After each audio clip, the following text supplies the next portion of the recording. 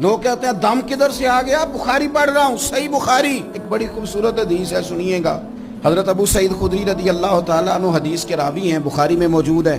ارشاد فرماتے ہیں کہ ہم ایک سفر پہ تھے، واپس آ رہے تھے، ایک جگہ رات کو قیام کیا، سونا تھا، بستی تھی، بستی کے لوگوں نے نہ کھانا پوچھا نہ پانی پوچھا، کوئی ضیافت نہیں کی۔ آدھی رات کا وقت آیا تو ایک بندہ دوڑا دوڑا آیا، کہنے لگا ہمارے سردار کو بچھو نے کاٹ لیا ہے، تم میں سے کوئی بندہ دم درود کر لیتا ہے؟ تو ایک صحابی کہنے لگے کر تو لیتے ہیں، پر تم نے چونکہ ہمیں کھانا پانی تک نہیں پوچھا، تم اگر دم کراؤ گے تو مفت نہیں کریں گے، بخاری پڑھ رہا ہوں، پیسے لگیں گے۔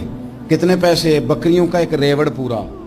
شارحین نے لکھا 40 بکریاں، کنے دما دیاں؟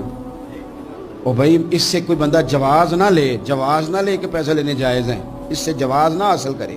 اب بات کو سمجھیں، پس منظر کیا ہے؟ پانی تک نہیں تم نے پوچھا۔ کچھ لوگوں کا علاج ہوتا ہے، انہوں نے کہا